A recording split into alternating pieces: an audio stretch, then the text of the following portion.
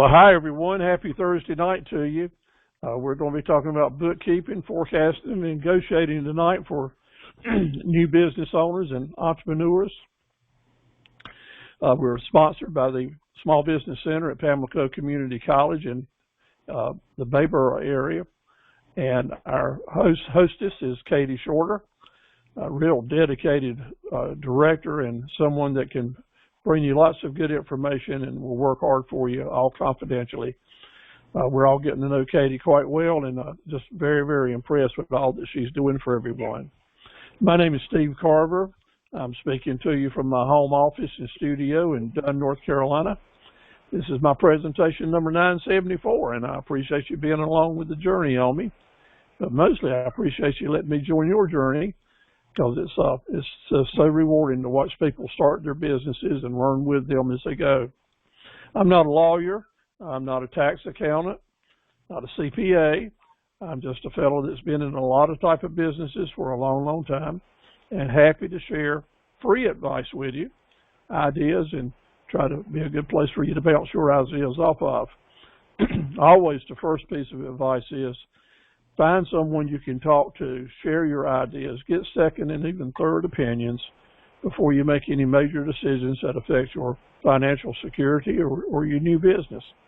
And a good place to get that free, good advice and confidential is at your small business centers at your community colleges. If you don't know where yours is, let me know and I'll surely direct you to them. Tonight we're talking bookkeeping. Next week will be our final session, our seventh session of a series. Next week we'll be talking about tax planning, understanding depreciation, which is a major concern with most entrepreneurs. We hear about it but don't know what it means. We're going to talk about that next week. Plus you'll be getting some secrets to how to close sales from someone that's done a lot of sale closing through the years. So I'll be happy to share some very valuable information with you on that. And then on June 30th, Katie's planning on us having a face-to-face meeting at the Small Business Center in Bayboro for awards presentations and just a network and say hello to everybody before we take off on our different ways for the summer. So looking forward to that, and anyone that can join us, that'll be a real cool thing for us to do. I'd like to recognize the folks that are hanging with us for the whole series. Nicole's been with us, and she's working hard to get her business started. Tom's on board tonight. Thank you, Tom, for all you're doing to help bring a lot of good ideas and thinking. And Angela, again, for you. You've been very loyal and I think attended every session we've had, I think. So we're certainly glad to have you on board. Chuck's doing a lot of stuff. Looking forward to hearing more from Chuck. Thank you for being with us tonight, Chuck. And for accepting that order I sent to you today. I'm looking forward to seeing the product. And so again, thank you for being on board with us. You got your mic on? Yep. Okay, well, good. So you got some birdhouses as well? I certainly do. All right, looking forward to hearing more about that. Thank you so much. You're welcome. Keisha's been with us a lot. She usually signs on a little later. And Beverly's already on board again tonight. Thank you for being with us, Beverly. We're looking very forward to seeing some pictures of your new store. And I think Katie said she might even have some videos. Do you have any audio tonight? If you have ability to turn your mic on? I'm here, but the air conditioning is very loud, so I don't want to drown you out. All right. Well, are you doing okay? I am, yes. Yes, I'll be back in North Carolina next week. Oh, so you're away. All right. Well, I'll look forward to seeing you when you get back. And thank you for chiming in. Okay. All right. All right. And Christina, she's not on board yet. She's been with us for almost every session on Wednesday and Thursday nights. Thank you for all that you do. And Serena as well. Serena's doing a great job for us in Clinton. As a matter of fact, she's been working on designing some brand new certificates for us, which we'll be passing out and sending to those folks that qualify. If you want your name and your business to be kind of mentioned and become a part of the academy and Let me help other people learn about your business. I just need some pictures and information about you and for you to attend some sessions, and we'll certainly learn together how to market your business and help get you some exposure. Your study guides that were sent to you are very important this time. They're different. First of all, number 974 is the talking points for tonight, and a good one for you to have in front of you if you've had a chance to print it out or to open it up on your computer screen. Also, I sent you a quiz with the answers. How about that? I want everyone to make a 100% correctness on the quiz. So I sent the answers to you. Also with the qualifications you will need for the different types of certificates.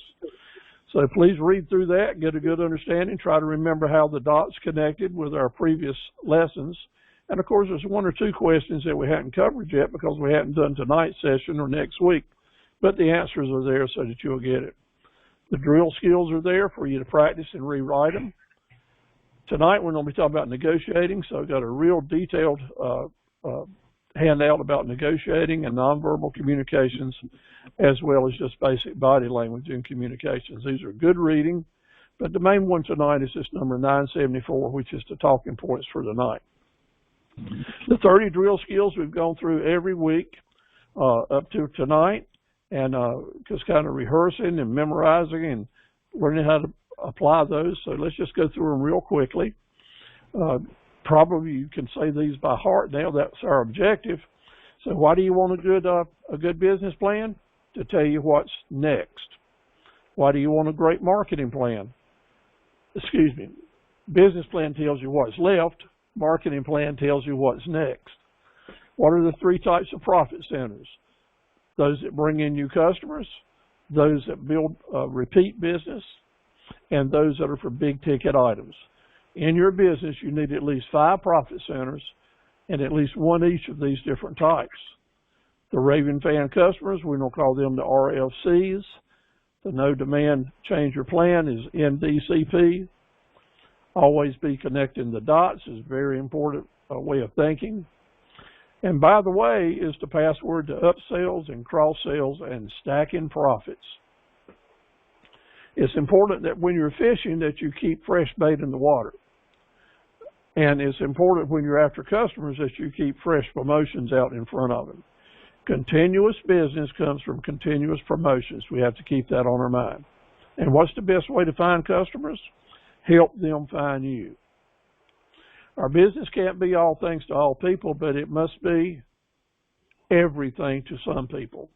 And those some people will become your raving fan customers.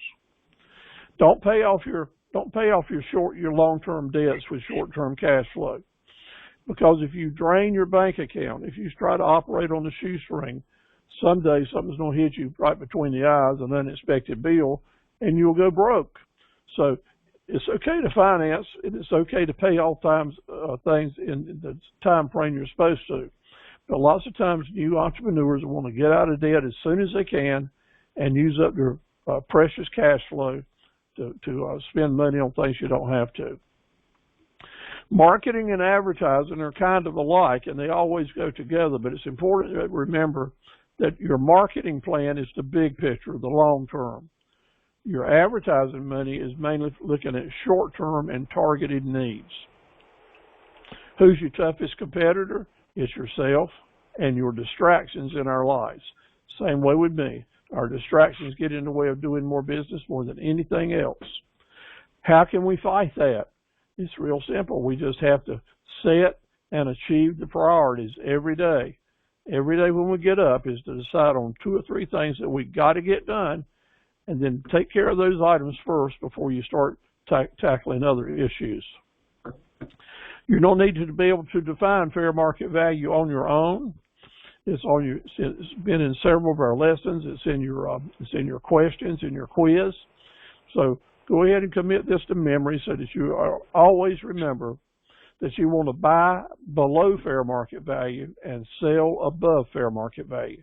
That's the cornerstone of buying and selling as an entrepreneur.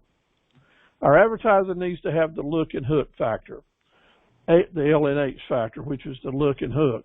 The look is to make your ads look great, And the hook is to make sure you got a call to action in those ads to make them accountable. Can you define positive and negative cash flow? Well, your coach here, Papa Steve-O, is going to tell you that if someone comes into your space with money, that's positive cash flow. If they leave and you didn't get any of it, that's negative cash flow. You have to think like a predator with cash flow and always keep it on your mind to encourage you to close deals and do business. Saying to your customer, hey, here's the price, take it or leave it, is a marketing mistake. It's a merchandising mistake. Always try to give your customers some type of option that they can buy a little less or make you an offer or do some kind of negotiating. Anything but take it or leave it is better, because if you're just saying take it or leave it, your customers will leave it and go look for a better deal. The 3 times rule helps everybody getting started. That is, whatever it costs you, multiply it times 3, and that's a good place to start with your pricing. But after you get there, you need to compare that price and see how it stacks up in the marketplace, and then make adjustments as are needed. Customers will miss seeing your ads 2 out of 3 times, and they have to see it about 9 times before it's going to make a difference. So usually when we're planning a marketing campaign, a serious campaign for marketing and advertising, we're going to need to think about how to put 27 ads out there and get the message to make it happen easily and for the least amount of money. Yes, if, and no but negotiating, which we'll talk about some tonight, is a strategy to keep customers talking to you until you can close the deals. Yes, if, and no but. What are the 2 most important pages for your website? Number 1 is your mobile page, because that's how people that are using their cell phones will see you. And number 2 are your landing pages. Those are the pages that customers land on, and you want to make sure those pages are geared up to make sales now. It's got all the ingredients to encourage people to buy now. Why do customers come back to you? It's 40% customer service and 60% hospitality. What's important? When you're selling, it's important that you learn to read and send nonverbal communications. We'll talk about that later tonight and next week.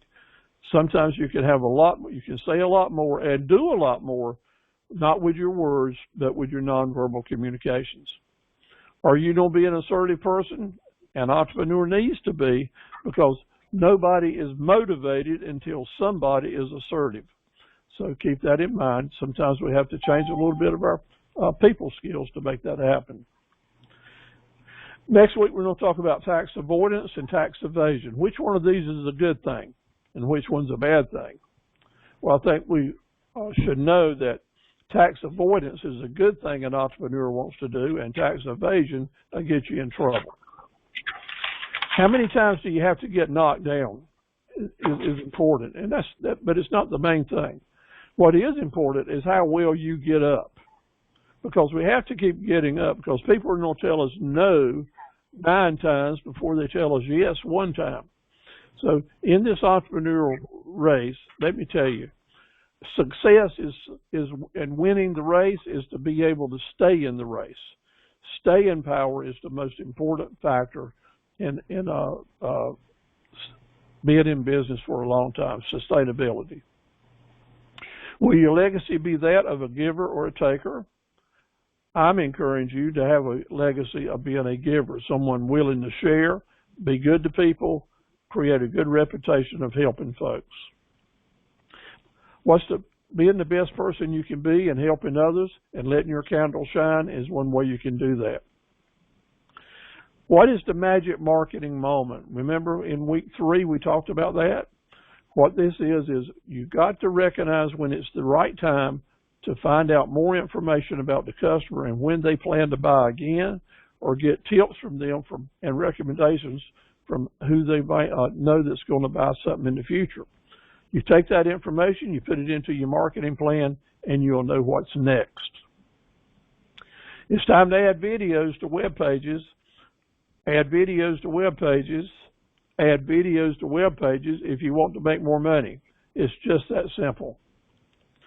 Find a way now. We're starting now very seriously. Find a way to leap not just sneak over or lean over, but when you have a chance to acknowledge or welcome a customer, be willing to make a real effort, a dramatic effort, to make sure they know that you're appreciating that they're being with you.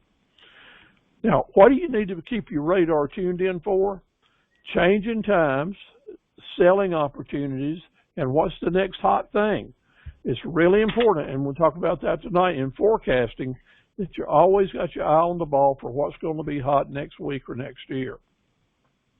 Forecasting also is going to help us to avoid 4 things: those old curveballs, pitfalls, unpleasant surprises, and unexpected expenses. We'll drill on that tonight. Extreme preparation is the key to a good negotiator.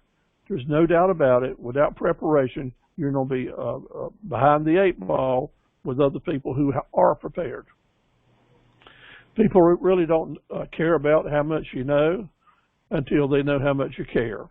That's a life lesson that's been around a long time. It's good to remember it and repeat it. How can you expect, how should an employer expect their customers really to care about their dreams? I mean, the employees to care about the employer's dreams, if the employer don't make an effort to care about the employee's dreams. Having the employees to be engaged in your company means that you need to be engaged with what their goals and dreams are as well. We covered that a lot last night. Integrity can't be compromised or replaced. Do not let charisma become a substitute for character. Kind of a good lifelong lesson. We see a lot of charisma out there with a lot of folks that is really shallow with integrity, which means it's shallow with character. So keep that in mind. It'll have a lot to do with what maybe the way you look at some personalities and even customers that come to you and employees. So lastly, you know, lots of times people are leaving their jobs, but you know what? Most of the time they're really quitting their boss. So as you start hiring employees, I want you to keep that in mind. Are you the type of boss that people want to work for, or are you the type of boss that people leave? And if in your business you have managers, this is a big deal. And someday you will in your businesses. Remember that just because you hire somebody and you appoint them to be a manager, you still have to look over their shoulder and be really attuned to how well they're treating your other employees, or are they just satisfied being the boss and a taskmaster? It has a lot to do with keeping employees a long, long time. So there's your 40 drill skills. What I want you to do is to take the handout and rewrite them in your words, or just under each one of them, send back to me, tell me how each one of them you think will affect you in your business and help you move forward. I think you'll find it to be a rewarding thing to do.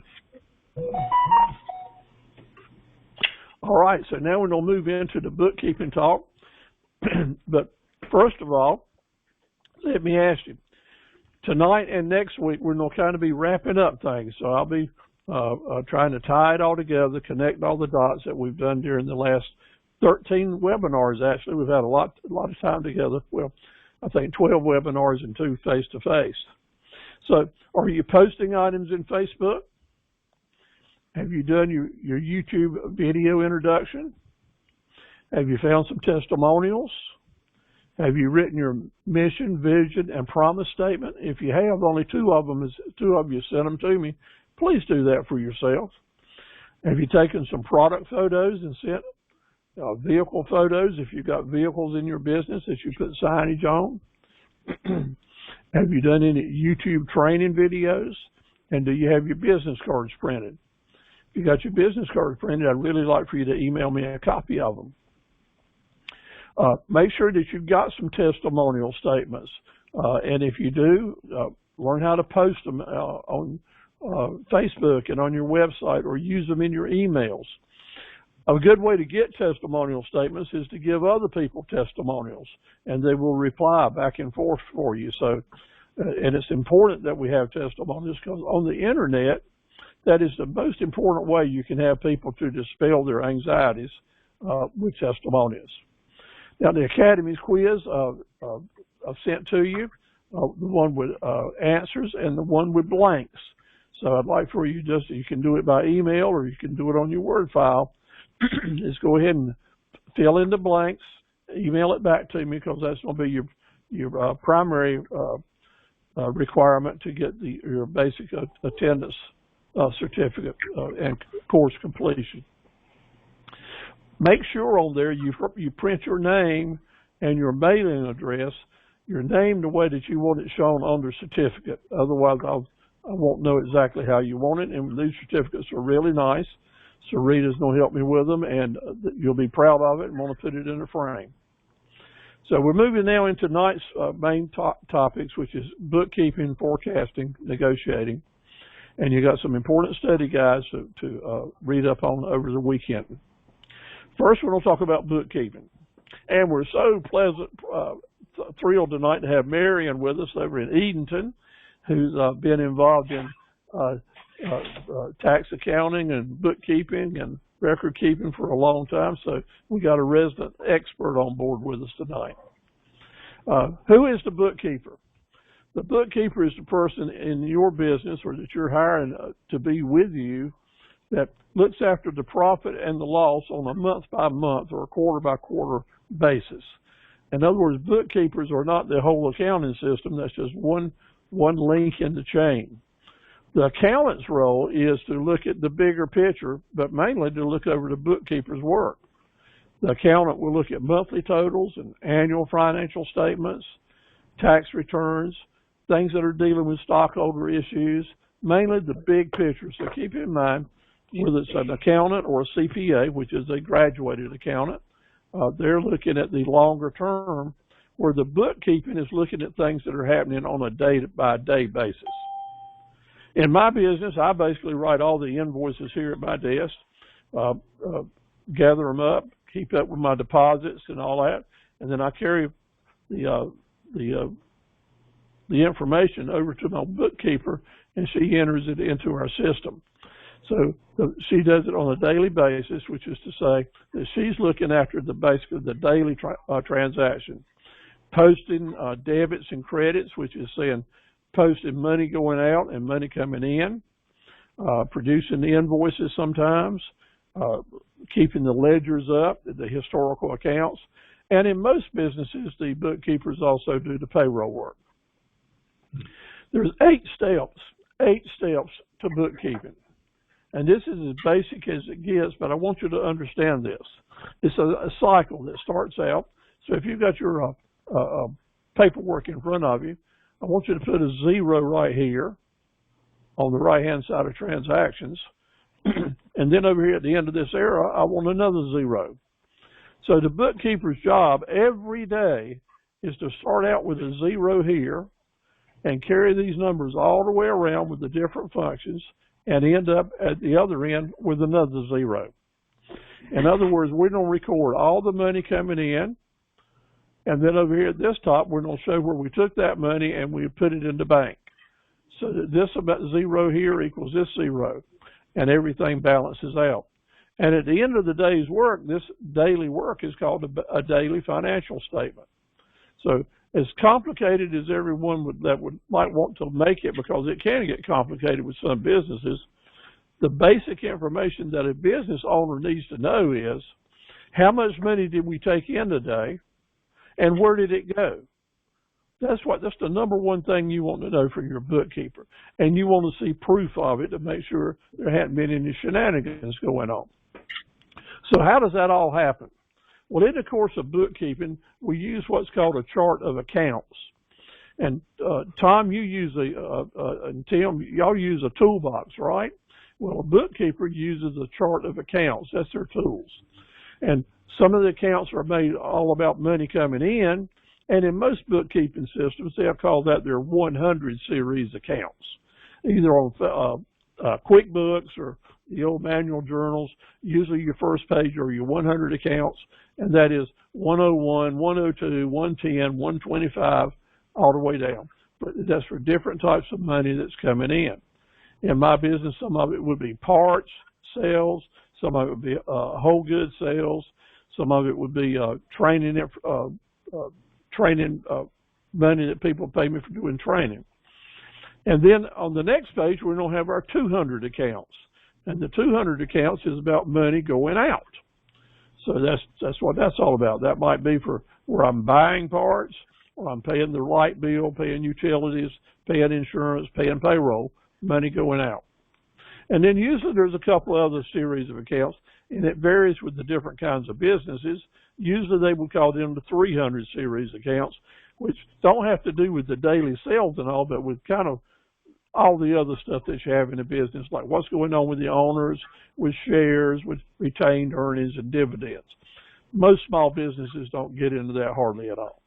So in every bookkeeping system, you've got a chart of accounts. And each one of those charts of account are recorded on different journals, either on big paper pages or on the computer screen with QuickBooks or other shopping. Here's a sample of a chart of accounts and the way it's broken down by a bookkeeper. A very simple method here where they list down the date, the invoice, what came in, what went out, what it was used for, which account it went into. And your chart of accounts can be this simple depending on what you're doing. But this is what we want to talk about. Every time that you take money in from a customer, it needs to be recorded as an invoice. And invoices is really good that you have a system so that you can refer back to those invoices chronologically and find out what went on a certain date. And also it's good that you're able to identify that by your customer's name. Sometimes companies will just use the date as the invoice number. That kind of keeps it simple if you're not writing a whole lot of invoices. Like today, you might say that your invoice numbers would be 06092022, standing for June 9th, 2022, -1 for your first invoice that day, -2 for your second invoice that day. So if you're not ready to go out and get printed invoices and have their own numbers on them before you get started, like you were using a billing machine, like most retail businesses used to before computers, then you can set up your own method for numbering your invoices. But it's important that you keep those numbers there so that you can refer back to them easily. And as nice as computers are, and as good as record keeping is on computers, I really want to encourage you to keep a paper trail on every one of your invoices so that you can keep them in storage and find them when anything else goes wrong, but also keep that information on your flash drives and on your hard drives computer-wise. But notice this particular person on the slide has broken down the different hardware sales and taxes and accountants. That is a very simple sales journal for income, for money that's coming in, accounts receivable. So let's kind of say that we're in business now, and we've got a candle shop or a gift shop. This would be like Beverly might have. Beverly might buy a whole case of candles, a whole box of candles, and in that case of candles, she got small boxes that she would sell one at a time. So she's basically set up an invoice here on a sale, and I'm going to show you how things are broken down by the bookkeeper. Different for every business. It'll be different for yours and different for mine, but still the basic thing is a bookkeeper is going to be able to tell you where you spent your money, how much money you made or lost, and what's happening with this particular product. This represents a profit center, and we've been talking about profit centers for a lot of weeks now, right? Well, this profit center for Beverly is a box of candles. We sold that box of candles for $8.56. $8.56. It was $8, and we added 7% tax, 56 cents tax, so we sold it for $8.56. Now, the bookkeeper's going to get this invoice like she'll get all invoices every day, and her job is to take those different invoices, pull out the information that the system requires, and the information they pull out is set up by the owner of the business, depending on what you want to track. So in this instance, she knows she's going to keep up with $8 because that tax money is not ours. So that's taken out right to begin with and set aside so you can keep up with it. That means $8 is what she's working with. Now let's figure out what the cost and profitability was in this sale.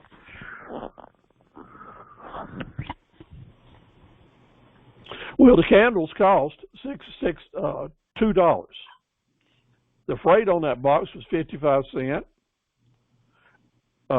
Beverly's got a 10% commission that she pays salespeople, so 80 cents of that money is going to be going to the salesperson. Also, she's got set up a campaign for customer loyalty, so she takes out 5% to put in a customer loyalty account for promotions and advertising. And her general advertising cost that she's got in her budget that we've talked about is 6.5%. So she would ask her bookkeeper to take out 52 cents here and keep up with that to go towards the advertising campaign. An advertising campaign is an investment. And if you keep up with it like they're doing right here, you'll see what your return on investment is. That's why you want to do that. Bottom line, when they came up here, the cost of this sale was $4.27, right? So that leaves $3.73. Well, what do you think about that? Our cost was about 53%, and our profit was 47%. That's a pretty good number, isn't it? Is there a problem here? There is, because we shouldn't be calling this profit. We should be calling this margin. It's the margin on that particular profit center. And remember when we were doing our business plans, we had all these little blocks that we were plugging in? Well, this would be an example of one of those blocks for candle sales. We plug that in, and for every box of candles that we're selling, we're going to end up with $3.73 margin. That means we can say, well, if I sell 10 boxes a day, these candles are going to bring me in $30.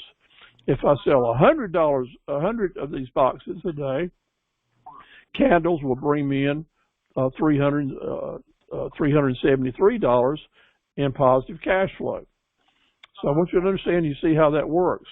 A bookkeeper can tell the manager or the owner what type of margins they're making on individual items if they have their bookkeeping set up to do it. So she would take each one of those items that we just talked about, and she would, number one, is start writing these numbers down, the different lines, the different chart of accounts there for each one of them, post them on the journals. This posting can be done on a paper journal or on your QuickBooks page. And so the getting them together, getting them all posted is step number 3. Now, all these numbers need to add up to the whole. The little numbers need to add up to the big number, which was your total deposits. So in doing that process, that's called doing trial balances to make sure that everything adds up the way it was supposed to do. Well, we had a little problem. And that when I wrote that candle sale up when I was working for Beverly there, instead of getting 56 cents in tax, something went wrong in my old dumb head, and I got 86 cents in tax. So I took in 30 cents too much. Well, in the trial balances, that 30 cents too much is going to show up because we have to pay the 7%. We owe 56 cents, but we ended up taking in more money than we should have, and the bookkeeper will find that. As a matter of fact, the bookkeeper can't finish her day's work until that is reconciled. So you do that by, first of all, finding the problems in your trial balances and writing them down on a worksheet to help you find out where the errors or the adjustments need to be. Now, we found out what it is. Now we have to make a change because our objective is to make everything balanced, right? So this is where the bookkeeper does what's called adjusting journal entries.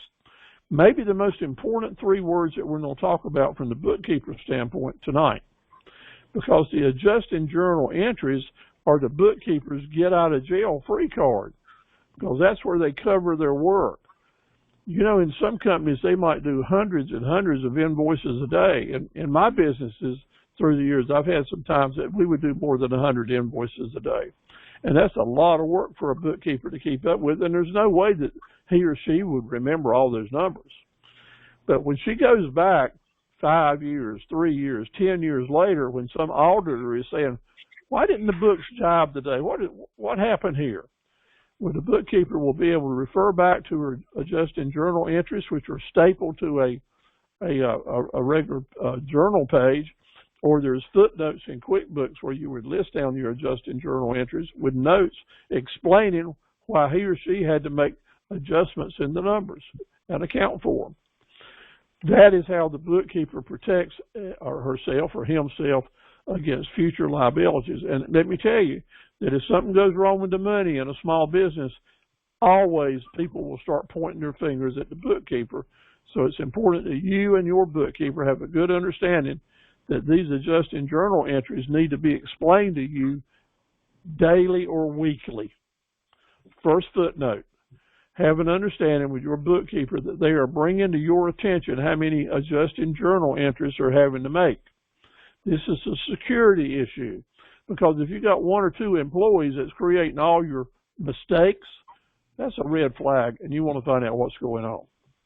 Okay, after they do the adjusting journal entries and make the numbers come out right, then what they have is a financial statement for this day's work.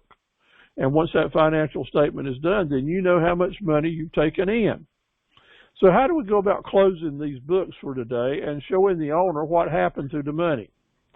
Well, some businesses do it one way, some businesses do it another. What I felt good about in my business was every day my bookkeeper would have her charts here and show me how much money we took in, and then she would have a bank deposit statement with the exact amount. Whatever those two numbers in my game had to match. So any amount of money we took in on a given business day, I had a bank deposit showing that it went into the bank. And by doing that, we had a zero on each side. In other words, we started out with zero, money came in, and the exact same amount went out. You as a store owner, if you have an understanding like that, you'll be okay. So you would have knowing how much money came in and how much went out and where it went. A lot of different ways to achieve this, but it can be so very helpful for you to understand. Now that's the numbers game. That's counting the beans, which is important. But more importantly now, because with QuickBooks and other software, you're able to tell that software what charts you want to see every month or every 6 months. So with the charts, they can help you track how your expenses are running, how your sales are running, more especially on different profit centers. So if Tim brings in a new profit center like diesel filters or a whole selection of filters, he could keep up with the individual sales very easily on his bookkeeping software of the different profit centers, and each month see how they're going. Let me tell you, sometimes we have things that we're selling and we think are very important to us, and maybe they are, but maybe they're not making us any money. But we got to hold on to them because it's an important one of our profit centers that bring customers in. But if we're not making the money that we thought we were on it because of volume, usually, that means we need to search for other items that we can add to our mix to improve our profitability. And the bookkeeping software can help you track that right away. In business, there's two critical times. What we want in our flow of business is we want steady. We want to be steady. We want to be even. We want to be on a positive, even course, going up if we can, of course, in our sales. When we get in trouble in business, it is when things have just skyrocketed and we got more business than we ever dreamed we would have, so sales go way up compared to where they were last year or last month. Or on the other side, sales go real way down for one reason. And as a business owner, sometimes we just can't figure out why it was this. My webmaster called me today and he was saying, Steve, how's things going with you? I'm talking with some of my other companies and they're saying that things are really slow and they're not doing well at all. He said, but I'm watching your web traffic and the way you're responding to your business, and it looks like you're running big guns. I said, we are. He said, you got any tips I could give to my other customers? I said, well, Al, the main reason my business is going so well is because I got the best webmaster in the whole world. Well, he really likes that too. He's a retired preacher, lives out in Texas, and we had a good chuckle. But the bottom line was, that's true. He helped me do some special things, put up some new pages. We started doing some special stuff with SEO that I benefited from our classes that we're doing right here. and it is proven to be profitable in my business right today. So it is absolutely a fact that if you monitor what you're doing and start making adjustments, you can keep that level trend up and maybe not go away. So I'm going to say to all of you right now, and this is a challenge I have every year. I have seasons that I'm really busy, like right now. And I just can't imagine that it's going to get slow, but I'm going to tell you that around October 10th, it'll cut off like a spigot. And I'll sit there and say, I wonder why it's doing this and this, and I do that every year. Well, the reason it does it is because, remember, you got to keep fresh bait in the water and keep those promotions out and plan ahead. Right now, I need to be planning my promotions that will kick in September so that my business in October and November will stay strong. I've had a hard time doing that because I'm so busy. Otherwise, I didn't take the time. But now I'm bringing on some other people, some virtual assistants to come in and help me do some things, and hopefully we're going to be able to do a better job in the future.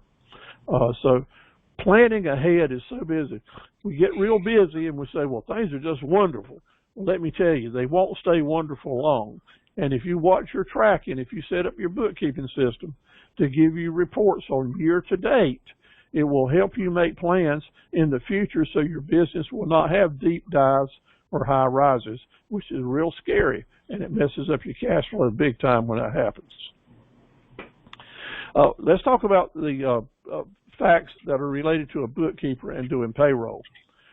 Here's what I want to say to you as a store owner. If you don't have employees and payrolls, start adding employees, you need to protect your bookkeeper from the hassles that some employees are just by human nature going to bring to them. The rule needs to be, my employees, if you're having a problem with your check or with your deductions or such as that, bring the issue to me and I'll talk to the bookkeeper about it. Don't ever put your bookkeeper in a position of having to be a give and take and make decisions that the owner of the business ought to make. She is there for you and to work for you and not the other employees. Always keep that in mind. Also, how can you keep a bookkeeper when a lot of people just can't keep one on board? Well, in today's world, if you need someone at your shop to handle your books, and I'll use a good example here. We'll talk about Tim. If you've got a shop and you've got employees and you're going here and there, but you still want someone there to answer the telephone or to handle paperwork or to do things, that job is called a receptionist.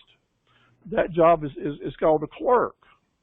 So when you add the clerk job and the receptionist job, answering the phone and running errands, to the bookkeeping job, lots of times everything else seems more important than the bookkeeping. And there's the problem. If you don't have a bookkeeper that helps you that's going to be in-house, let them do the books. Give them some private time so they can concentrate on these numbers. It will make you money in the long term, because if the bookkeeper is distracted a lot, remember those distractions we talked about earlier? If the bookkeeper is distracted a lot, they're going to make some mistakes. They don't have a lot of journal entries. And a CPA is going to have to figure out and get things straightened out. And when you bring in a CPA, your expenses start going up and up and up. So it's better for you to let the bookkeeper have the time to get her job done bookkeeping-wise. And then if you need him or her for other tasks, let them have those jobs too.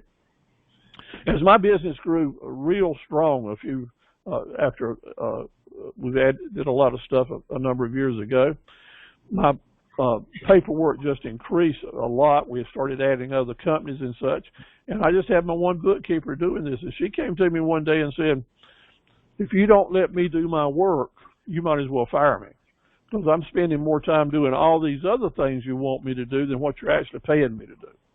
So on that day, we decided we were going to hire not only one, but two part-time assistants to come in, one in the morning, one in the afternoon, so that Laura could do what she had to do and other people could answer the phone and do this and do that and do clerking work.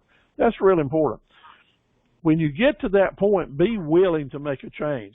Be willing to know I'm at a turning point and I need to make a change for my profitability and my future. Let me say to you that if you got questions, go to your chat board and write them in. We've had a lot of people that's joined us. Jimmy Packer's with us, and Katie is with us. Katie, do you have your mic on? like to hear from you. And I do. I have my mic on. All right. Well, welcome. Have you had a good week? I was out on a farm in Pamlico County, and I texted you and I texted Tom. Tom, did you get my text? I texted you guys to tell you I'm on my way. I have to turn my phone off when I get started. Well, welcome on board. If you see something we need to talk about, do that. There was just one thing about the bookkeeping. Do you mind, Steve? Please. So most of you are going to be probably doing your own bookkeeping starting up, and because you're watching your costs, and it might be a gradual thing. One thing I would advise is make sure you don't want the fox watching the hen house. And what I mean by that is if you're in any kind of retail environment or you're someplace where money's passing through, you don't want necessarily the person setting up the drawer in the morning that might be closing out the drawer in the afternoon without a register tape. Like, I would just, you're responsible for that, and it's very, very easy. If you set up a temptation, human nature is to take advantage of that temptation, no matter how well you think you know that person.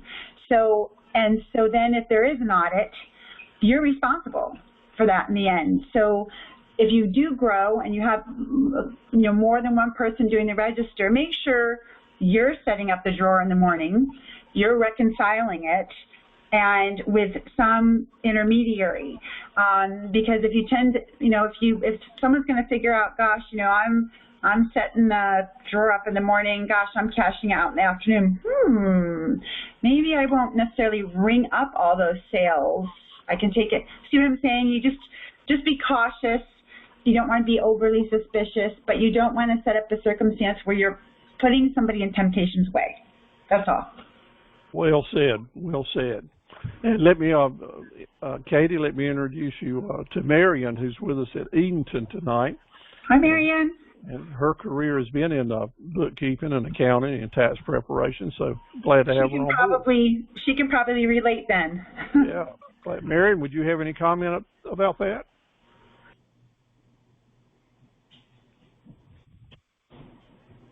Okay.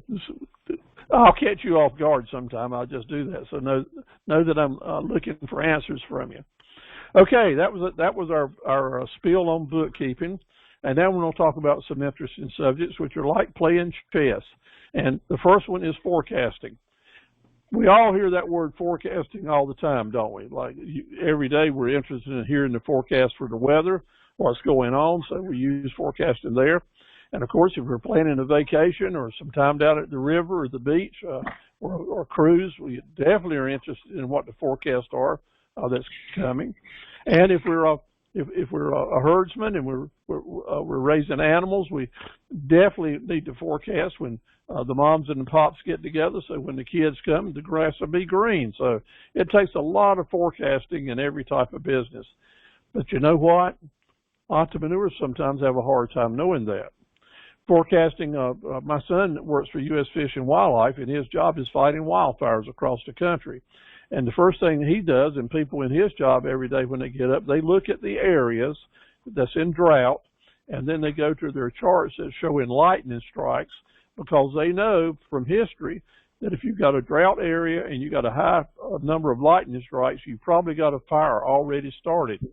So they find a lot of fires by doing this first thing in the morning and sending crews out, or helicopters or airplanes to search areas that are remote, of course, and see if there are any fires that are started. And sometimes they put out little fires before they become big ones by forecasting and looking at what's going on. Well, I've done that again. Let's see what I got to do. Where did that come from? Here we go. All right. But here's what happens if you don't do forecasting. This is the sign that goes up, and that's the sign that none of us want to do. So forecasting, I don't know that we've talked about it a lot before, but tonight I really want you here in week 6 to understand that all these little things that we're connecting the dots on, these strategies and all, it all blends together. It all comes together, especially when you study your 40 drill skills. You'll start seeing how it all comes together to help you do better forecasting, which has a lot to do with everything. So let's talk about where you might improve your forecasting skills or enhance your forecasting skills. One of the first things if you're selling merchandise is you want to think about and forecast how many turns you're going to have with this product. And turns is short for turnovers. So how much inventory do you need to have in stock to meet your needs? We've all heard the term, we can't sell out of an empty basket, right? And that's true. But we've also heard the terms that too much inventory and put you broke as well, because it gets old and you're paying insurance on it. It gets dusty and you end up having to sell it for a discount. So where is the middle ground that equals profitability? It is forecasting the number of items you need to have on the shelf to serve your needs right now. Or forecasting, if I put on a really strong marketing campaign and I've studied it and I know if I've got these number of items that I'm selling it for this price in today's market, and if I've got them here and I promote them, I might sell 1,000 of them. But if I don't promote them, I won't sell any. So forecasting those hot spots that I mentioned earlier, what's hot and what's not, forecasting and then making sure that you're bringing in enough to cover the business as it grows.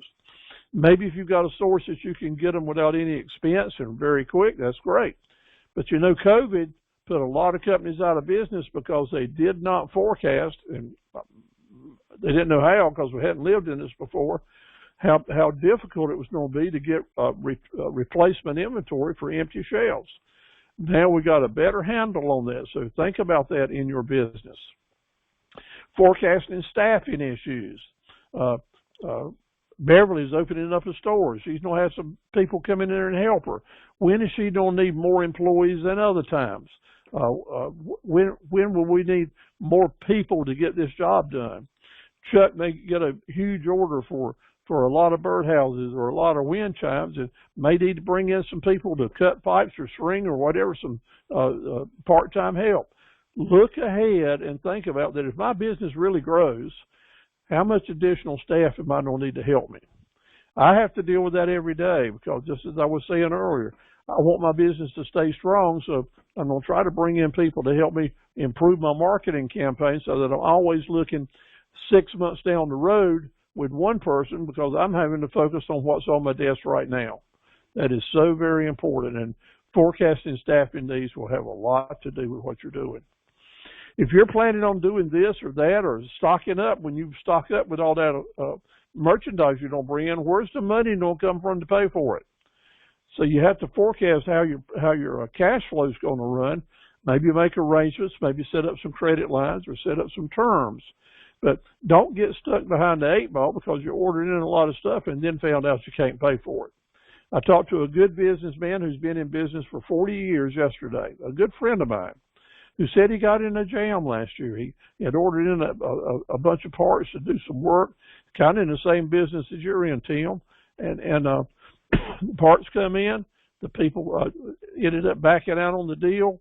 He didn't have the money to pay for them. He couldn't return them without a lot of restocking fees, and he got behind. So cash flow predictions will teach you as entrepreneurs you can't be a bank. If people are asking you to build something for them, to have some stock ready for them, then you need to get your money up front because you don't need to depend on everybody doing exactly what they said they would because they got credit cards and you got a credit card machine. Look after yourself cash flow wise. Protect the problems. Now let's talk about general risk and forecasting. You can have a risk a whole lot of different ways. Anything you can think of, you can come up with a risk, and there's a lot of categories. But here's what I want to tell you. You need to forecast those risks and then put in place some risk management tools to help those risks not hurt you. So you're going to say, well, Steve, I hadn't been there before. I just have no clue what's down the road. Well, find someone that has been there, or find someone that can help you think through it and get the information that you need. It is critical that you do that. And again, that's where the Small Business Center can help you so much. And their mentors and advisors. I'm glad to help you any way I can. Don't try to reinvent the wheel because someone has been there before and you can get some information from it.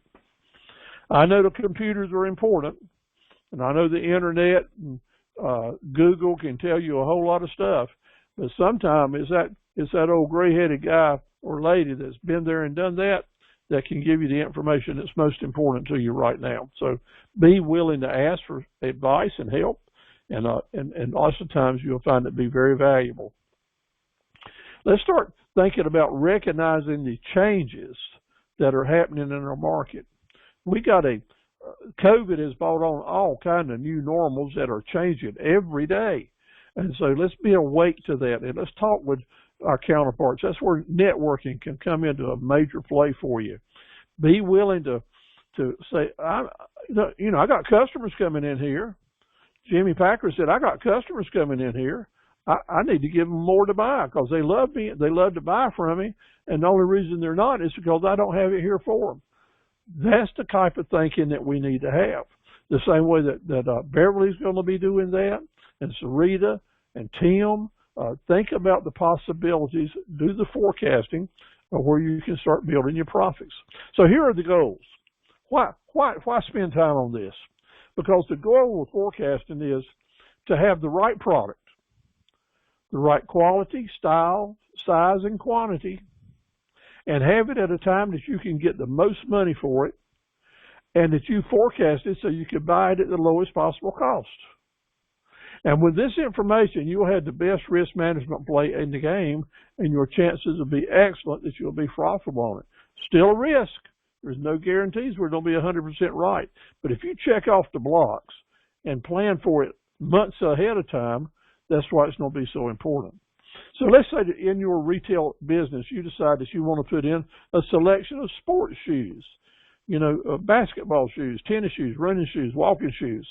And you know what? You don't have to be a Belks or a Target to be in the shoe business, but you can do that. So you would think about who your low-hanging fruit is. That is the customers that are most likely to buy from you. And you order in a few of different styles with a few different sizes. But the key here is we can't be a shoe store and have a whole warehouse full of different sizes, can we? No, we don't want to do that. But what you do want to do is to have people look at the style they want and then give you a deposit, and you order in their particular style or their particular size, and knowing it's going to take maybe 3 to 4 or 5 weeks for it to come in. But let me tell you, folks that are looking to the fall right now are buying stuff for fall. Folks that are looking for Christmas presents right now are ordering and buying Christmas presents. So they are forecasting their need and taking advantage of what they can. Think that way and say, what can I be doing to think this way to make it work for me? Chuck, you need to put up a holidays advertising right now for some of your wood products. Do some special things. Jimmy's already doing that. Sarita's thinking about it. Tom's putting together his menus for people that are cutting on getting the market in the fall. So very important that we all think that way. So that's forecasting. Now we're going to talk about negotiating and closing deals. We'll talk about the negotiating side of it tonight. And next week we're going to talk about the fundamental actions that you would take, how to actually make it happen with people skills. But let's talk about negotiating now. I want to tell you that forecasting successful negotiations, see, we've got both words in the same sentence now, and that's the most valuable part of what I can ever share with you. We're going to do it right now, right here in week number 6. Forecasting successful negotiations. In everything we're doing, buying and selling, it's important that we know that preparation is the key. We're thinking ahead. We're forecasting what's going to happen when I talk with this customer about this item or that item, no matter whether it's a big ticket item or a small. If it's a little ticket item, I'm thinking about, all right, as soon as they buy this or when they get ready to make the deal, my brain is telling me to say that, and by the way, we've got this and we've got that. So I'm forecasting the upsell opportunity. Or I'm forecasting that it's a more expensive item, and my price tag here, I've got plus tax, or includes delivery, or includes assembly. I wrote that right on the page here so that when we're closing that customer, I'm forecasting that when they are showing an interest in that and maybe moving away from it, I can lead them to say, now, Is there a chance you might be able to assemble this and save a little money? Or do I have to deliver this, or can you come and get it and save a little money? Or maybe you can't pay for it all now, but how about let's do it in a layaway, pay a deposit on it. So when you're thinking about how you're going to be doing your business, make forecasting and negotiating a part of that thinking. That's the difference in being a cool, really successful salesperson with a sustainable business versus someone that just don't have a clue how to make these things happen. And I'm happy to share with you.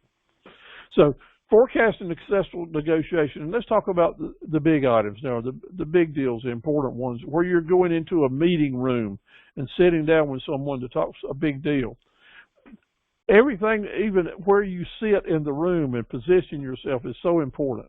Because, you know, if I'm going to go into a room and I'm working with two different people, I want to sit between them.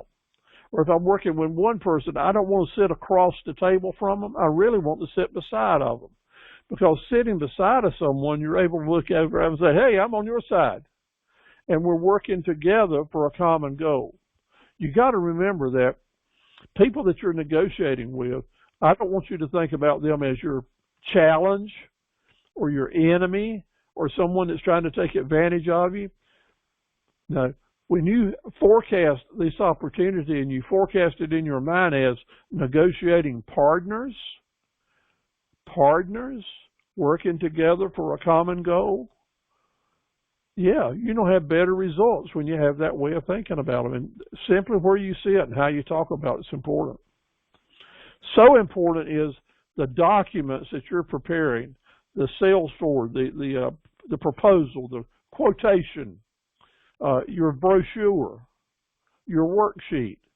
Make sure your documents are a work of art, or in other words, you designed them to achieve a goal. They're well written, they're typed, they're printed. It's just not hand scratch or scribble. You have written down these items that you know are going to come up in the negotiation in such a way that at the bottom line, all you got to do is fill in that bottom number or get someone to initial it.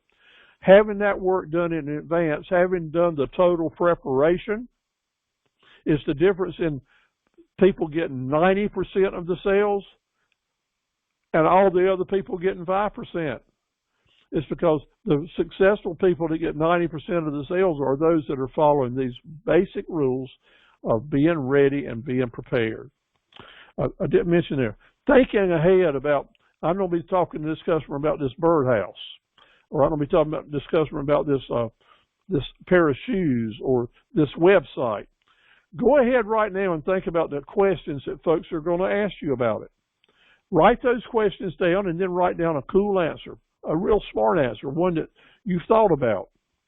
When you do that, it puts you in a position of becoming a professional salesperson instead of someone that's just flying by the seat of your pants.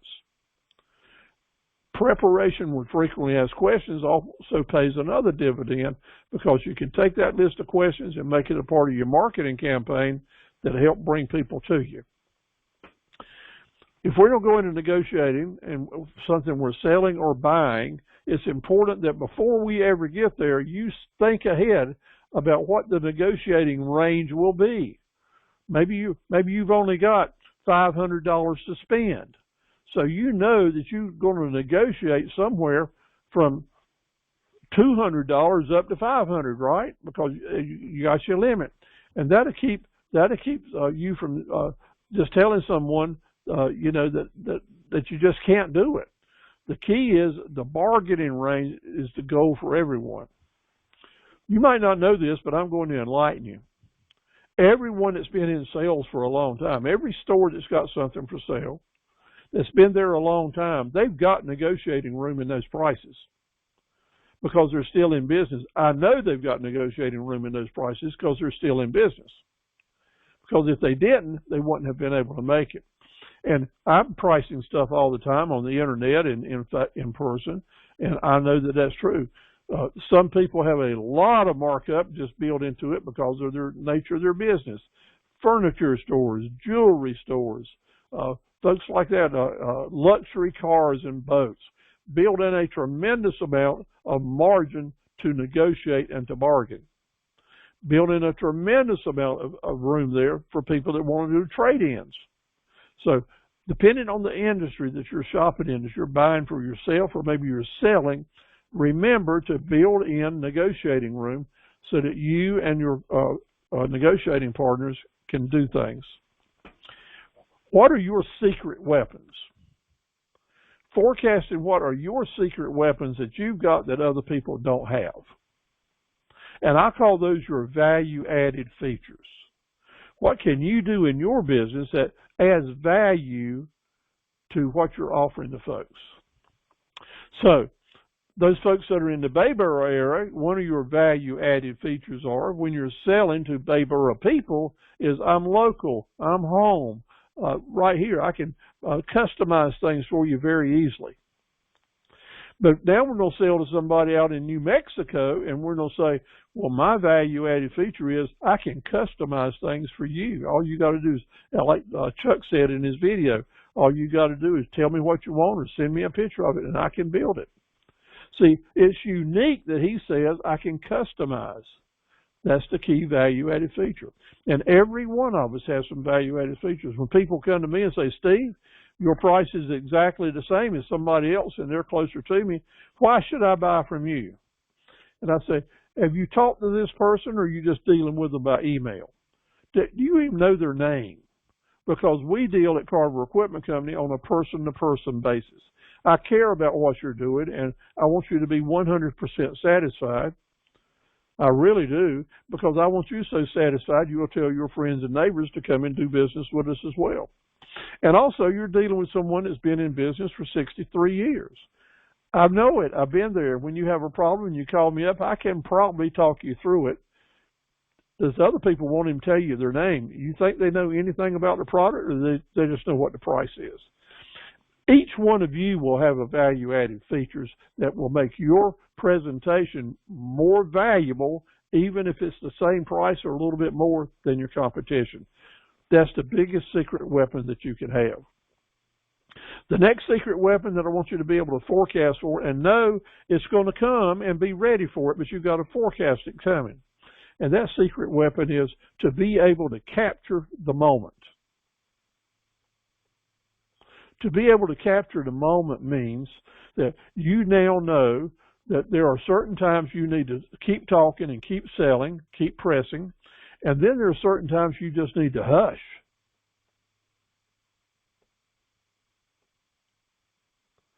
Because when you hush like that, it brings in some suspense just for a few seconds.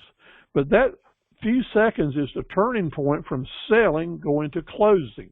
ABC, always be closing. And you do that by knowing that the turning point in that place is that you bring in the drama, you be dramatic, you lower your voice, sometimes you just pause, but you find a way to actually capture their attention for a few seconds.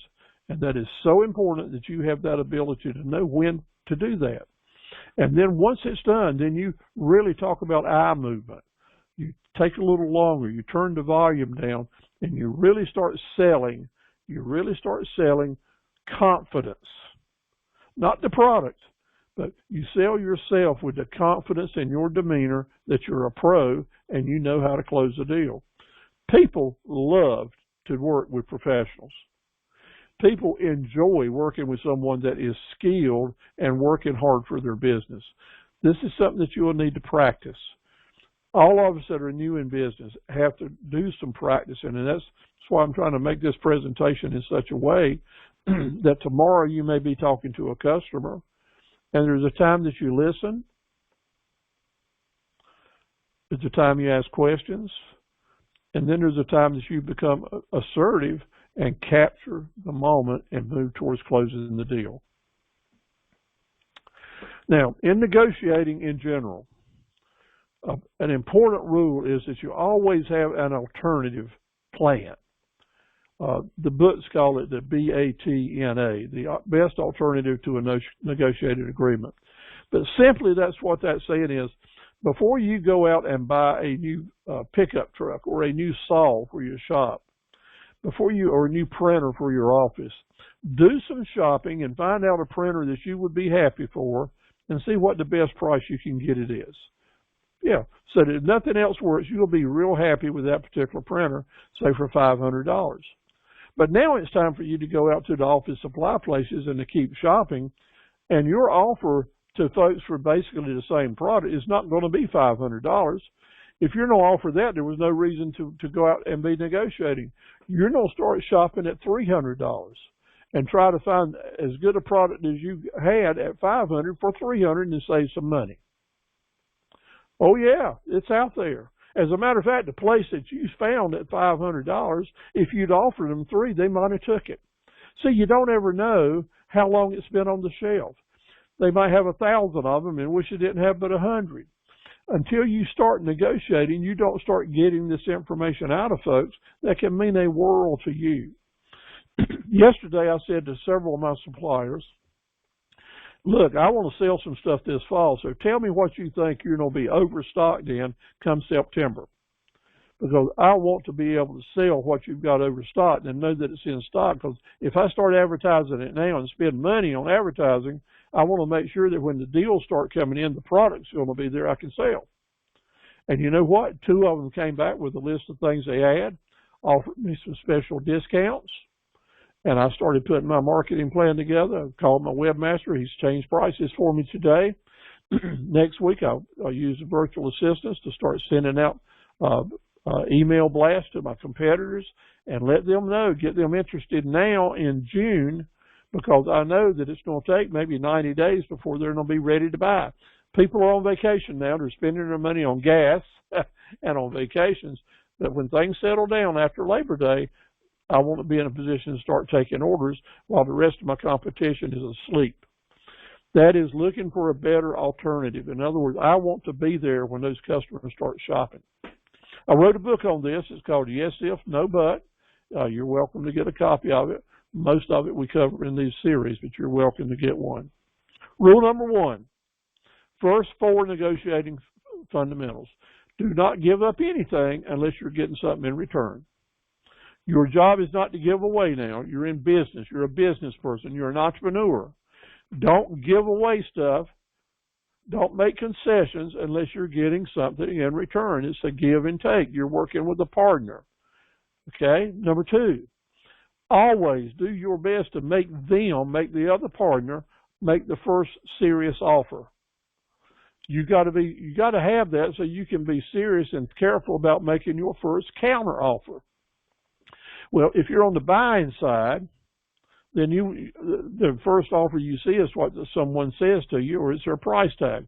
If you're on the selling side, like most of us will be, that's why we want our advertised price that we put out there, like we talked about in week 3.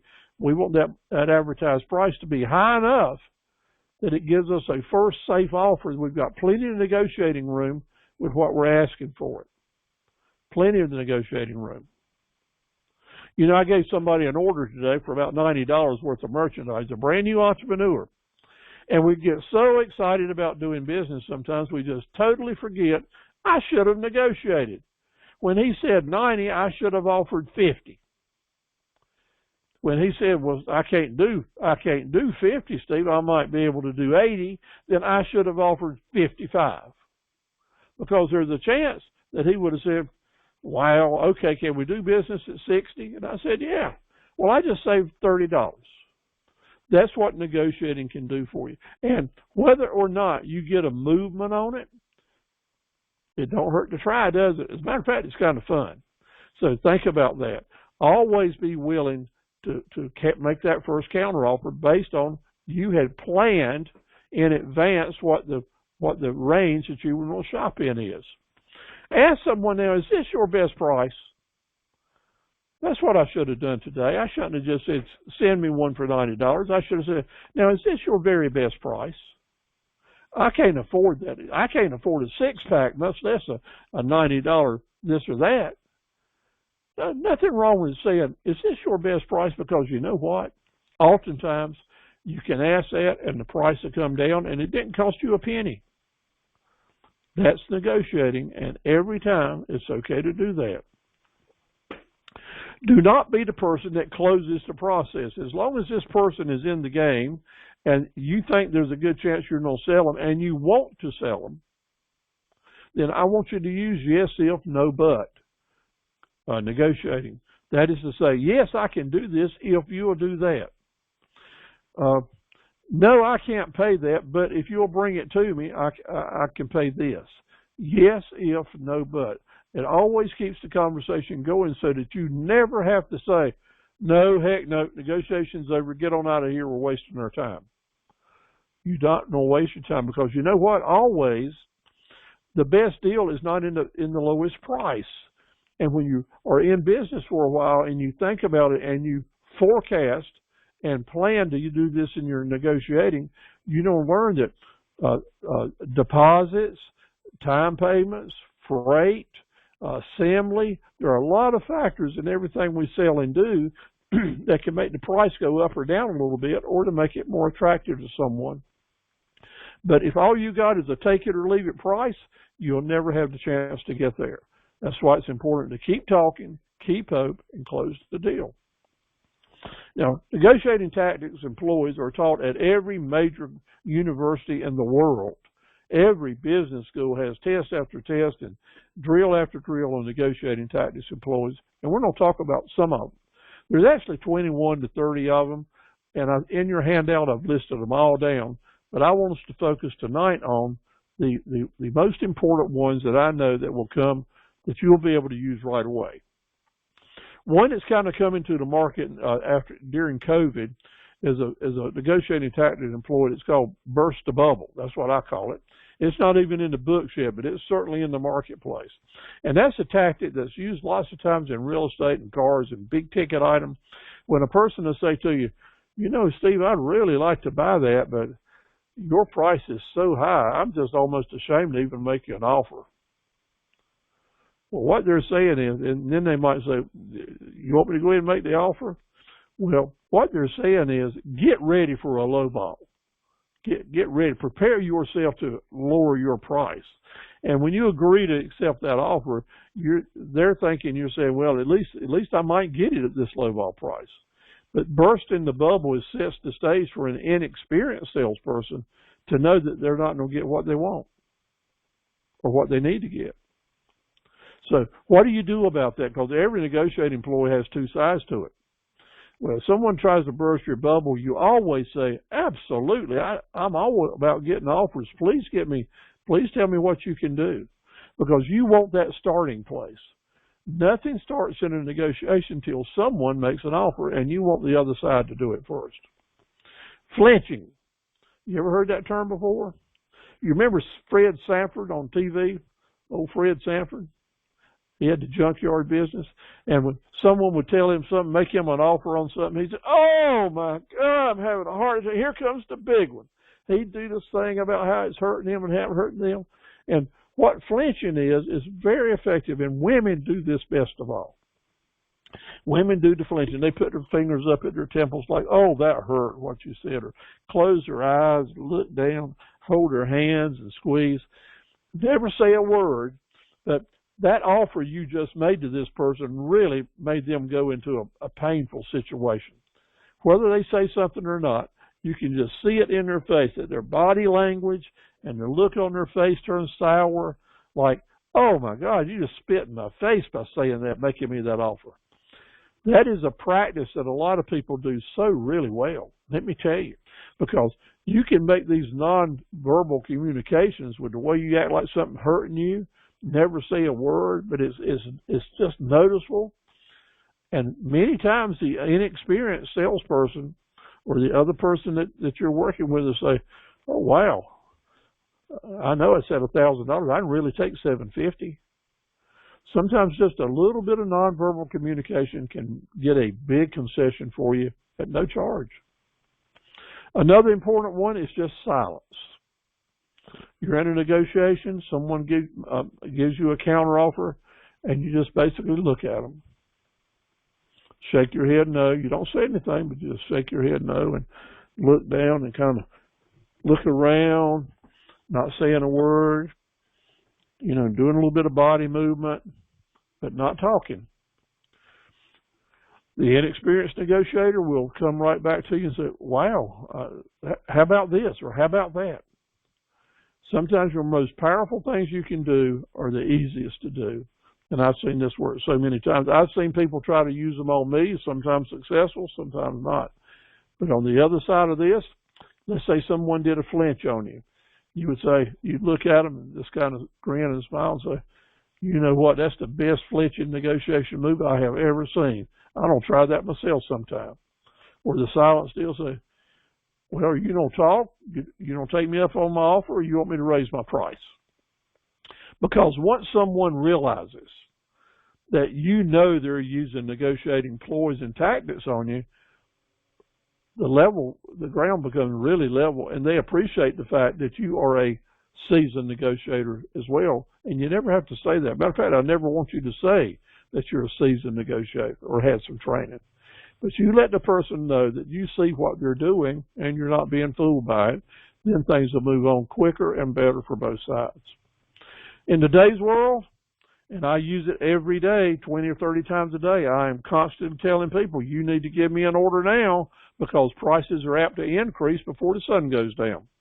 And how true that is, right? How many of you filled up your gas tank this week or yesterday because you wanted to fill it up before prices went up another little bit? It's a big deal. So it is a great negotiating tactic also to remind people a good reason to buy today is not to pay higher prices tomorrow. The red herring, been around a long time. That is when one negotiator is trying to get the other negotiator's eye off the ball, trying to distract them. And that example of that would be, I'm standing in front of my used pickup trucks trying to sell it to you. I'm leaning up against it, and I'm pointing out how these brand new tires make it value added, how I just did an oil change that's value added, had it waxed, which is value added, spent $200 on seat covers, pointing out all these things while I am leaning against a dent or something wrong with the paint, covering that up by leaning against it. I'm trying to get your eye off the ball on good things so you don't notice bad things. And this could work a lot of different ways when you're talking about features and pricing and different things that are standard equipment, not standard. But the red herring is an important way for the one negotiator to get the other person to see good points and not see bad points. On the other side of that, you always want to get a good view of everything. If someone's standing in the way of you getting this or getting that, you want to move around. If you're buying something you really don't know about, bring an experienced person with you. If you're looking at buying a good used truck or a used piece of equipment and you never bought one before, never owned one, then get Tim to go with you. Pay Tim to go with you to appraise this equipment. That's a good thing so that you don't end up letting somebody take a red herring advantage of you. Retreating to higher authority is a way that one person will go to the store, negotiate a really good deal, and just before you close it, you say, well, I got to go home and talk to my wife, see if she'll go along with it. I'll be back tomorrow. Well, let me tell you, when he comes back tomorrow, he is not going to offer you the same amount of money. If he's a good negotiator, he's going to come back with a lower offer. Always. So how do you handle that? The best way to handle that when you're entering into a negotiation and you suspect that they may be going on, what I do is say to the person, now, if you and I find common ground here and I give you a deal you can like, are you in a position to buy it today? Or you don't have to get someone else's permission to close the deal. It's a fair, honest question, and oftentimes it'll save a whole lot of time.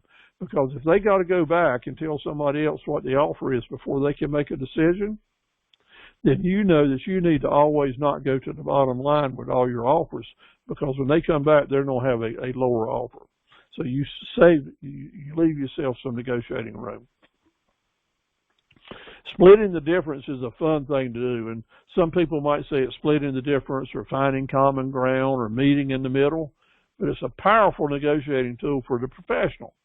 Because I'll say to Chuck, I want $1,000 for this, and Chuck will say to me, well, Steve, I don't want to pay but $300 for it, or Chuck will say, I might give you $500. And so we hem and haw and such as that. And I say, you know, that $500 is a good offer. And I really appreciate a good offer, but I really need $1,000 for it. I got so much money into it. And I'll keep talking and lead the way to try to get Chuck to say, well, maybe we can meet in the middle. I wonder what we could do. I'll give all the hints it takes, because what I want him to say is, you think we can split the difference? And then when that happens, I want to tell you, whenever someone says, let's find common ground or split the difference with you, they in their mind have already decided to make a deal. They want to buy it. That is a strong buying signal. Now it's up to you to end up with the most money you can. So Chuck said, maybe we can split the difference. And I'll say, wow, I appreciate you thinking that way, but I really need $1,000 for this thing. But are you saying now splitting the difference there, what would that be, $750? Chuck said, yeah, $750. And I'd say, you can do $750? He probably nod his head yes, because he's a nice guy, and we wants it. He's already said he wanted to split the difference and buy it. So then what I said is, well, I really need $1,000, and if you're at $750 and I'm at $1,000, you reckon we could split the difference? That'd be $825. Well, Chuck didn't have to come up but a little bit from $750 to $825, and he's liable to say, okay, we can do that. You saw what just happened? You taking advantage of someone's excitement and ready to close the deal. They didn't force you to come down, but you nailed them at that $750 offer and then wanted to split the difference again. That's the way you improve your position. A lot of people on big ticket deals will split the difference 3 times and every time improve their position and get a whole lot more than they would have settled for later on. So remember that when someone says, let's find common ground, or let's split the difference or meet in the middle, that is first of all, a signal they're ready to buy. And second, it's time for the professional negotiator to improve your position even more. Very strong negotiating point is show me the cash. We've negotiated here and there. I want $1,000. You're offering $800. I'm saying I just can't take it. And you say, well, Steve, it's been a pleasure talking to you. But then you pull out 8 $100 bills and lay it right on the table and say, or a check made out for $800 and say, no, you can have this $800, or I'm going to pick it up off the table and go give it to somebody else down the street. And that power, actually seeing that check, that cash there, or a check written out, sometimes will make a lot of difference and help you get the deal, because people realize it's time to fish or cut bait. But you've got to be prepared. You've got to have that money in your pocket ready to pull out at the right time and the right amount. So what is the most used negotiating ploy in the whole world? It's called nibbling. And nibbling is a ploy that we do when we are buying something. Let's say that we're buying a used car or a new car. And you're sitting there with the salespeople such as that, and y'all talked about 1,000 different things. And so you kind of nailed it down to, I don't do this price right here. So the salesman says, well, let me go see if I can get the contract person to draw up the contract and such as that so that we can close this deal. So which means he's got to wait, and you got to wait. So during that waiting period, the buyer is saying, you know, now we are agreed now, you are putting in those floor mats we talked about. And you did say I could get that serious subscription and no charge. And this is one of those deals where I get free oil changes for life, right? And how about those new accessories that go in the trunk? And I also wanted some of those special lights that you had to offer. And a buyer will go on and on and on and nibble on you till they nibble up every bit of your profits. You did say I was going to get a full tank of gas, right? Or you are going to deliver this for me? Or you were going to give me $3,000 for my trade-in? The professional nibbler will work on you hand in glove until you actually have to say, I can't do it, because they'll eat up all your profits. I want you to be a nibbler. That is a good thing to do if you're on the buying side, because you'd just be amazed at how much stuff you can get thrown in or extras at no charge. But on the selling side, it is awful. So how do you fight it? This is where we get back to being prepared with your negotiations. You know now you're forecasting that this person is a nibbler. So when you nail down that bottom line price, you write it down and draw a circle around it and put your initial like this, and then you use these words. Now, before I carry it back to the contract people who's going to type this up, how about you putting your initial here, because that's the deal. Notice I didn't ask them to say, give me an order or do this or say yes. I just asked them to sign an initial beside that circled number. Because now when I get up and take the paperwork back and come back and they start nibbling on me, remember how we connect the dots? Because now I'm going to say, well, yes, if, and no, but. When they say, Steve, you are going to put in that new set of floor mats that we talked about, and I'll say, well, yes, I can put those in, but I didn't. That wasn't a part of our final negotiation. But yes, I can put those in if you'll ante up another $150. Or no, I can't do this, but if you'll ante up a little more money, we can do that. So everything that someone tries to nibble out of you, you're going to say, yes, if I can do it, if you'll ante up some more money. That way, you don't end up with the same profits that you closed the deal on instead of them eating you alive. And it will happen. Now, there's 12 more negotiating tactics employees, and I give some webinars where we go through all of them and have a lot of fun going back and forth. Also, we talk about negotiating for a house and a car and for other things. So if you can catch one of my negotiating and forecasting webinars, we'll get into it really deep. When you're negotiating, there's buying signals that I want you to look out for. And that is when people start talking about their assuming ownership, what's going to happen when I own this? How are you going to deliver this? What are you going to bring it to me on? This detail right here, tell me more about that. Or shucks, is it going to take a whole week before I can get it? When people start giving you those buying signals, that's the time that you stop selling and move to closing. And you have to watch out for those signals. Sometimes it's verbal and oftentimes it's nonverbal. That's why the handouts that I've shared with you show you even positions and posture that people use when they're negotiating. Really interesting for you to read, and once you do, you'll see it play out.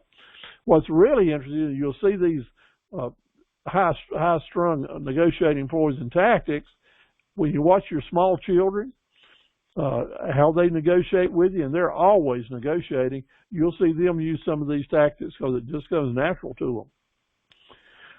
When it is time to sell, when it is time to stop selling and start closing, have your paperwork ready. That's where preparation comes in. Know how that you need to collect this signature or that deposit or this check, and then congratulate them on being a great bargainer. You want your customer to be so happy that they had this chance to work through it with you. They become a negotiating partner forever if you close that first deal and they feel good about it. You want to make sure they know that you were impressed with the way they ran the bargain. Why? Because you want them to keep coming back and keep doing it. And when you close that deal and you got your signature, then shut up and leave. Get out of there, because buyer's remorse or people coming in spoiling it for you, there's always a curveball down the road. A professional salesperson knows you close the deal, you shake hands, you pat each other on the back, and then you get on out of there. You never indeed act like you're overjoyed or thought like you got the best deal. Now, I want to share with you just a little factors. Your legacy as a negotiator will have everything to do with your business life and your future. And now that most of you are just getting started negotiating, remember that people want to negotiate with you, even if it's a little bit on this deal and more on the other. So I want to tell you about a dear old friend of mine and my dad's. This gentleman has passed away at this point in time, but we're just going to call him Mr. Ball. Mr. Ball was a farmer in Sampson County who owned many thousands of acres of land, and he shared it with other people under sharecropper agreements where a lot of families made a living on his land. And when he would come to town, he drove an old green Chevrolet truck, very much his color, and he drove, his maximum speed was 40 miles an hour. Average speed maybe 25. So everyone that got behind him knew that it was going to take him a while because he just didn't drive fast. He always wore his overalls and always very pleasant. Always dipped a little snuff, as a matter of fact. But how I come to know him and love him is he was dedicated to Alice Chalmers tractors. Now, Alice Chalmers is a brand that's gone right now, but that's the business we got started in. And when my dad started that business in 1959, this gentleman, Mr. Ball, was one of our very first and best customers, because unlike most farmers who had one tractor and every time they needed to change implements, they would just change implements and use the same tractor. But Mr. Ball had a lot of tenant farmers and a lot of people that was doing different things at different times. For every implement he had a different tractor. He never took one implement off the back of a tractor. It always stayed there. So he ended up with 12 to 15 tractors all the time. But you know what? After every day's work or couple of days' work, every tractor he had was washed and cleaned and was put inside at night. So a tractor that he had 3 or 4 years or 5 or 6 years may only have 100 hours on it and look brand new. So the value added for doing business with him was his trade-ins were always immaculate, and we could get usually twice as much money for them as we could trade-ins from anybody else. So it gave us a good negotiating range. But he would come to Dunn, and he had several things going for him because you could count on him. He was always a serious shopper. He didn't waste your time. He always had the resources to make the deal that he did. And you could shake hands with him and know it because he was 100% trustworthy. So as you're starting to build relationships in your business, it's important that you do it on a personal basis. Start now. Maybe as someone new, you want to know the person you're talking with. You want to remember it. You want to know who the boss is, who the decision maker is, and let them know that you're getting started and would really like to be a long-term customer. That's music to people's ears. It means you're going to get a better deal than anybody else. Always when you have something to say, make it worth listening to, and sometimes it's good to lower your voice to make sure someone's paying attention to you. He had created a historical pattern that he knew, or people knew that did business with him, when he came to make an offer, it'd be serious. And he was always prepared to hear 1 or 2 counter offers. That was his negotiating style. And this is 50 years ago now. So this has been going on a long time. But what you're going to find is that when you have customers like that you can find common ground with, the rest of the community, the rest of the business world will notice that, because in today's world, it is highly unusual. But when it is there and it is recognizable, and you do make it a relationship situation, you're going to have customers that's going to stay with you a long, long time, and you're going to be very proud to stay with them as well. So what is your legacy? So Mr. Ball's legacy was trustworthiness. If he made a deal, it was a good deal. When it was time to listen, you need to listen to what he said because he meant what he said. And he did this pattern over a 50-year period, so there was no doubt about it. So he got the best deals anybody could ever get. He gave us the best trade-ins anyone has ever given us.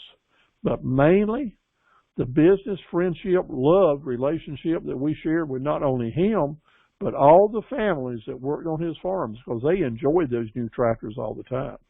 And eventually, those folks went in to have their own farms and such as that. And you know what?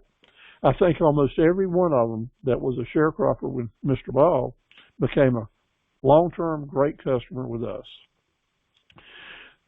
Having the ability to negotiate has a lot to do with you enhancing your forecasting skills, because that opens up that door.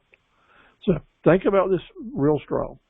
Now, next week, we're going to carry the same conversations that we had tonight from bookkeeping. We're going to carry it into taxes and record keeping and understanding depreciation.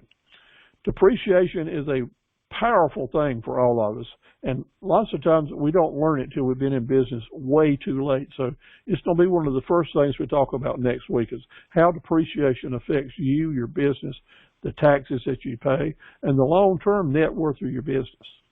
Then we're going to move into closing sales. We're going to pick up right here on negotiating and forecasting, and I'm going to share with you some really valuable secrets on how to close a deal. Let me say to you that it's been a pleasure to work with you tonight. We're going to go back to our open screen and open mics, and I'd like to hear from anyone with any comments or questions you might have.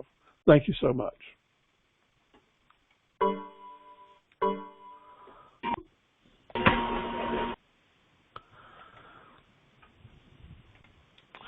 Okay.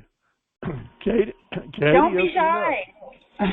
Well, I just wanted to remind, I'll see everybody next week as well, but I wanted to remind all of our local people, and that includes Beverly, even though she's right across the line, to keep June 30th on your calendar. The invitations are going out hopefully tomorrow in the mail for our graduation reception, and your +1 or plus whatever are also invited. Steve is actually, thank you very much, Steve is hosting and paying for the meal, and we're inviting, as a reminder, the Pamlico News is going to be there featuring all of you, and is subsequently going to run stories on you, much like they did the bed and breakfast that you might have seen that opened up last week. So, and for those of you outside the county, if you need the name and direct number of your Small Business Center director, please let me know. They also, many of the larger small business centers across the state have additional counselors in their office. So if Steve, obviously Steve, since you have a relationship with him already formed, he has got as much, or probably, 30 times as much knowledge as many of the counselors, because he, having run so many businesses for so many years, has got skill sets in every area. Although he will tell you he's not a lawyer or an accountant. If you don't get what you need from Steve, then please round back with me, and I can set you up with your local small business center. Well, thank you so much. That's exactly right. And I'm looking forward to June 30th and doing some networking with everyone. And hope you enjoyed tonight's lessons.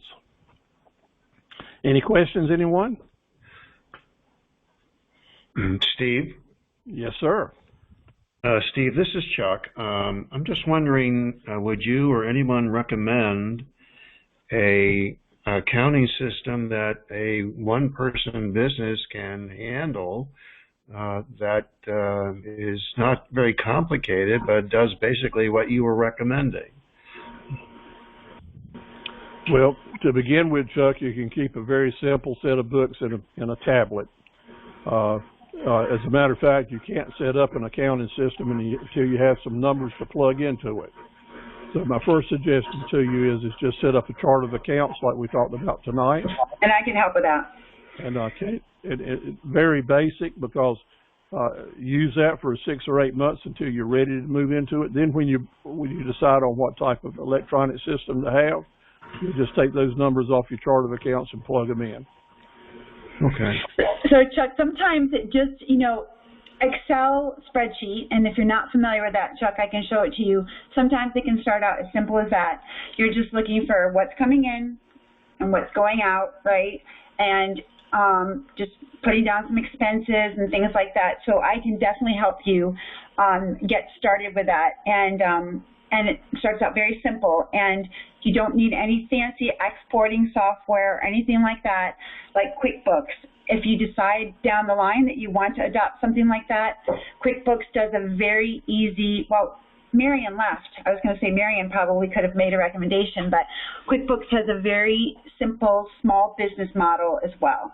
But that's an expenditure you don't need to make right now. I can help you with the other. All right, thank you much. Good. Hello, Jimmy Packer. You have your mic on? Yes, sir. All right. You have a good day? Yeah, I had a pretty good day, Mr. Steve. Tried to make it. I said, man, I was cutting the hair, and I said, man, I got class. All right. I love to hear about the QuickBooks for the business. That way it won't be so much. That's right. At the end, trying to get everything together. So, Jimmy, there's going to be some QuickBooks. In fact, if you go online right now, do you know, well, obviously you know where to go for the classes online. If you look forward in the next couple months, there's going to be some QuickBooks training coming up, and we are actually here at the Small Business Center going to be doing a QuickBooks 101 and then a second one in October. But if you need one earlier than that, go online and take a look at what's available. And I think there's a training coming up. You might have to download a version of QuickBooks to follow the class, But take a look. If my memory serves me correctly, there's going to be some free online training in that. Okay. Oh, thank you so much. You're welcome. And if you are challenged with all the other stuff you're trying to do and get started, bookkeeping, QuickBooks is the perfect place that maybe a virtual assistant will be the very best move for you. You concentrate on selling and growing and let someone else that's an expert do that for you. It costs you far less money and you end up your time being more valuable. And that's, Steve had talked about that way back when, Jimmy, I think before you had started, he said, identify your distractions, right? The things that would keep you from doing, what you really love to do. And we had talked also about everybody brings gifts to the table. Sometimes it takes a village. Don't spend time acquiring this brand new skill that really doesn't interest you, right? And might sap what Steve says as a distraction. It saps valuable time from making money when you might be able to pay someone for maybe what would take you 20 hours might take someone 2.5 hours. And that's their gift, and that might not be your gift. So that was something that Steve had identified early on, was getting rid of those distractions. Notice that one of the main themes that I wanted to make tonight related to bookkeeping was you need a bookkeeping system that can tell you what you need to know. And normally that takes having an experienced person running that system for you that can bring up the charts and help you do that. So from my standpoint, it's more important for you to know what you want out of that bookkeeping system and tell a professional to put it together for you and run with it. And you learn the skills to help make money.